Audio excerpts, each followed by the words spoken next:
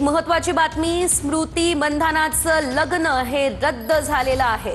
स्मृती मंधानाची social मीडियावर post करत ही माहिती आता पाहायला मिळते। स्मृती मंधानाचं लग्न रद्द झालेलं आहे, ही या क्षणाची एक मोठी बातमी समोर येते। क्रिकेटपटू स्मृती मंधानाचं लग्न हे रद्द झालेलं आहे। सोशल मीडियावरती स्मृती मंधानानं पोस्ट केलेली आहे। काही दिवसांपूर्वी स्मृतीनं एक पोस्ट सोशल मीडियावर केलेली होती। इंस्टाग्रामवर एक व्हिडिओ शेअर केला होता, ज्यामध्ये स्मृती मंधानाची एंगेजमेंट रिंग सुद्धा दिसत नव्हती। आणि आता जर आपण पाहिलं तर थेट स्मृती मंधानाचं लग्न हे रद्द झालेलं आहे। काही दिवसांपूर्वी स्मृती मंधानाचं लग्न हे स्थगित करण्यात आलं असल्याची माहिती मिळाली होती। स्मृतीच्या वडिलांची प्रकृती ही स्थिर नव्हती। सर्वांनी दोन्ही कुटुंबांची प्रायव्हसी जपावी असंही स्मृतीनं म्हटलेलं आहे। मात्र क्रिकेटपटू स्मृती मंधानाचं लग्न रद्द झालेलं आहे। एंगेजमेंट झाली, लग्नाच्या पूर्वीचे अनेक कार्यक्रम पार पडले, मात्र त्यानंतर लग्न स्थगित करण्यात आलेलं होतं। मात्र आता थेट लग्न रद्द झालं असल्याचं कळतंय। मला हे प्रकरण इथेच संपवायचंय असंही स्मृती मंधानानं म्हटलेलं आहे। वारंवार याआधी स्मृती मंधानानं आपली एंगेजमेंट रिंगही दाखवली होती, मात्र अगदी 2 दिवसांपूर्वी केलेल्या पोस्टमध्ये एंगेजमेंट रिंगही दिसत नव्हती। आणि आता थेट क्रिकेटपटू स्मृती मंधानाचं लग्न रद्द झालं असल्याची माहिती स्मृती मंधानानं स्वतः दिलेली आहे।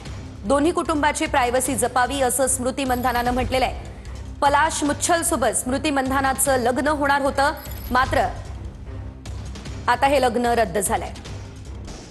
स्ट्रॉंग रूमच्या बाहेरच्या सीसीटीव्हीचा डिस्प्ले 2.5 तास बंद होता। जळगावच्या एरंडोलमधला हा धक्कादायक प्रकार समोर आलाय। 2.5 तासांनंतर ही तांत्रिक अडचण दूर करत सीसीटीव्ही पुन्हा एकदा सुरू झालाय।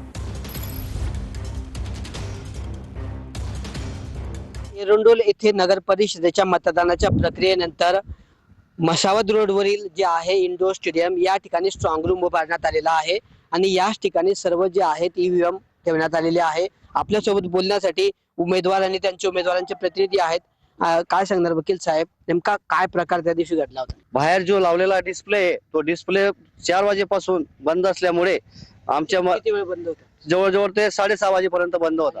हो, मग त्यानंतर मग आमच्या मनामध्ये आणि जनतेमध्ये शंका अशी निर्माण झाली की आतमध्ये काहीतरी काळं गोरं चालू आहे। त्यामुळे मी त्यांना सांगितलं की सदर डिस्प्ले हे तुम्ही चालू करावे बा।